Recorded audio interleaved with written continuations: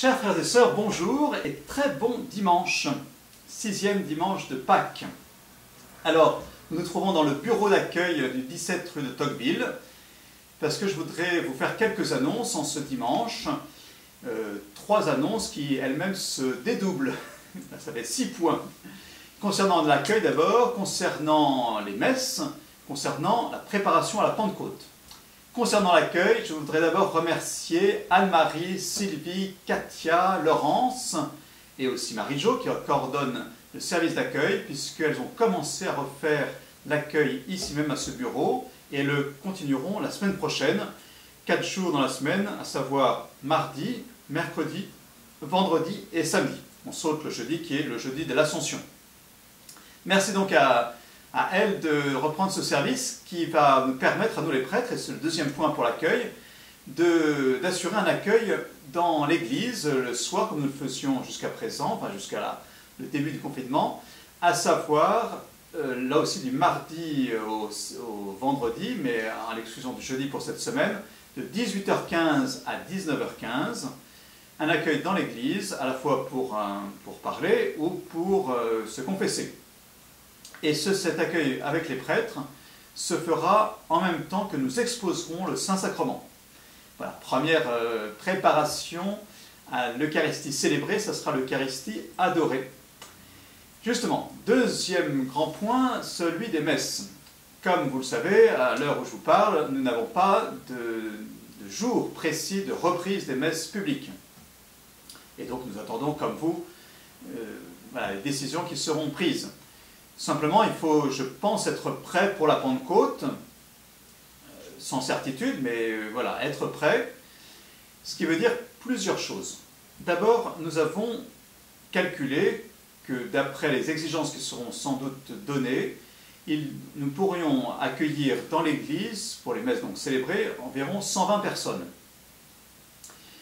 Contre 550 en temps normal, que la capacité entière de l'église, ce qui est rarement le cas évidemment, mais tout de même. Ce qui veut dire que normalement à la messe de 11h, on est plutôt vraiment dans une moyenne triple de ce chiffre, c'est-à-dire 360, je ne donne pas un chiffre exact, mais voilà, on est beaucoup plus nombreux. Du coup, c'est vraiment une incitation à se répartir dans les différentes messes. Dès le samedi soir à 18h, à 9h30 le dimanche matin, pour ceux qui se lèvent un peu plus tôt et voilà, qui permettent aux autres d'aller aux autres messes. À 11h donc, bien sûr, qu'elle sera évidemment célébrée. Selon toute vraisemblance, mais on vous le confirmera, il y aura une messe à 12h30 et puis bien sûr une messe à 19h. Je vous conseille de ne pas attendre la messe de 19h, parce que si jamais, par hasard, il y avait trop de monde, si je puis dire ainsi, eh bien, il n'y aura plus de roue de secours. Mais voilà, en même temps, cette messe, bien sûr, existe comme toutes les autres. Donc, ce qui serait bien, c'est de pouvoir se répartir sur les 5 messes qui seront proposées. Évidemment, ça reste un petit peu aléatoire, et bon, c'est juste un conseil. Ça, c'est une première chose. La deuxième chose, c'est que pour l'accueil, justement, des messes, nous aurons besoin environ de 4 personnes par messe. À la fois pour accueillir, sans doute pour nettoyer un petit peu certaines choses. Donc, ça fait donc 4 fois 5 messes, ça fait 20 personnes. Donc, d'ores et déjà, je vous invite à vous signaler sur l'adresse mail de la paroisse, donc contact@saintcharlesdemonceau.com, pour dire votre disponibilité, à la fois sur les dimanches où vous pourriez être disponible, en prenant donc à partir de la Pentecôte, donc 30-31 mai, et puis la messe à laquelle, là où les messes à laquelle vous pourriez être disponible. Merci en tout cas de ce service, essentiellement pour les personnes jeunes et en bonne santé. Voilà, ça c'est le deuxième point pour les messes. Évidemment, il y aura sans doute d'autres choses que j'aurai à vous dire, mais dans les jours qui suivent. Troisième point, c'est ce qui concerne la Pentecôte.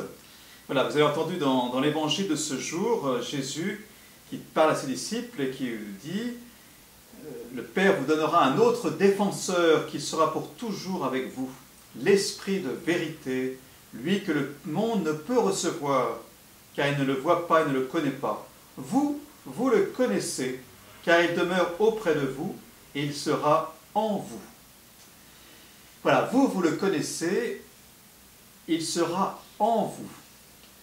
Bien, chers frères et sœurs, c'est vraiment ce désir que nous accueillons, nous soyons renouvelés dans la grâce de l'Esprit Saint, avec toute l'Église, et j'allais dire avec tous les chrétiens, comme je vais vous le dire après, mais déjà que nous ayons ce désir de renouveau intérieur et personnel, en même temps que communautaire et paroissial.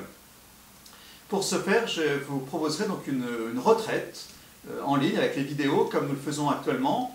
Simplement, je pense que je vais continuer plutôt sous forme d'enseignement les vidéos jusqu'à mercredi, donc de lundi à mercredi, ces 3 prochains jours, en suivant pas à pas les actes apôtres. Jeudi, il y aura une vidéo avec les prêtres, je suppose. Et puis, donc à partir de vendredi prochain, donc le vendredi après l'Ascension, eh bien, il y aura plutôt sous forme de méditation, vous voyez, une retraite spirituelle, une invitation vraiment à la prière et l'écoute de la parole de Dieu aussi. Peut-être on se servera un peu des actes des apôtres aussi, mais voilà, plus sous forme de méditation spirituelle pour nous permettre d'être renouvelés dans l'Esprit Saint. Et qu'il soit véritablement en nous. Il est déjà en nous, mais qu'il soit comme voilà, diffusé en nous. Vous savez, je le dis déjà un peu en introduction, cette grâce de l'Esprit Saint, c'est agir à la fois sur notre intelligence, sur notre sensibilité, sur notre agir également.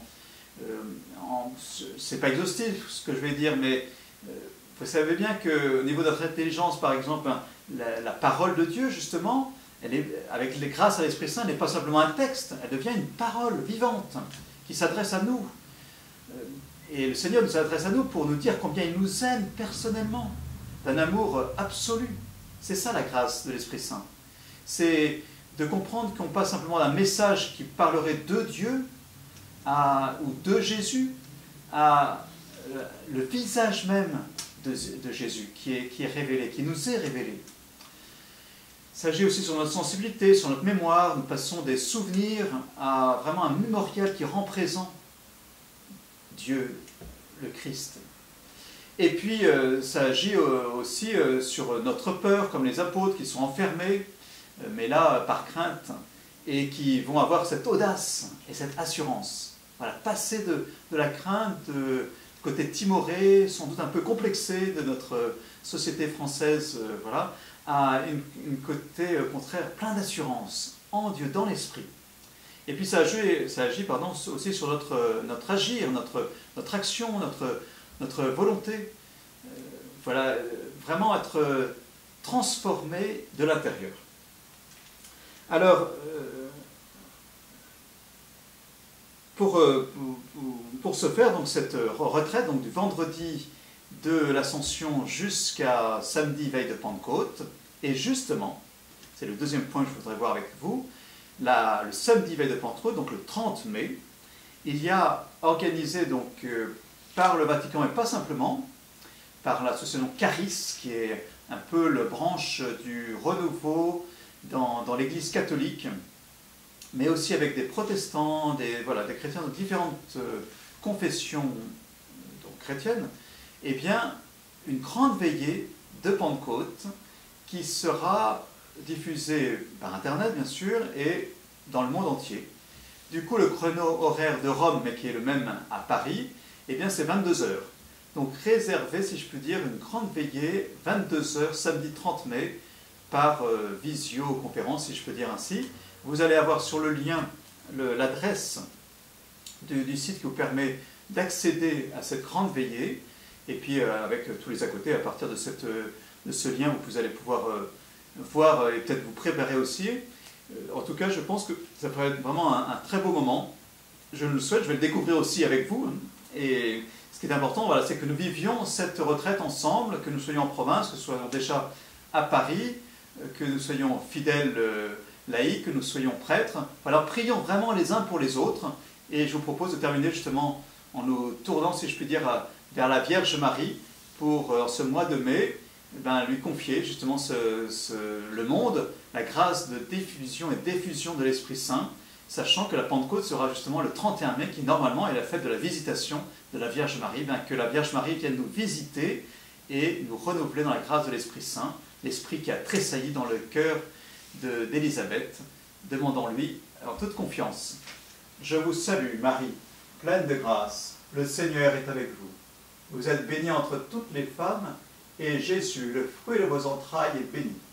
Sainte Marie, Mère de Dieu, priez pour nous pauvres pécheurs, maintenant et à l'heure de notre mort. Amen. Voilà, par l'intercession de la Vierge Marie, de Saint Joseph, de Sainte Geneviève et de Saint Charles, que le Seigneur vous bénisse et vous garde, lui qui est Père, Fils et Saint-Esprit. Très bon dimanche à tous et à demain.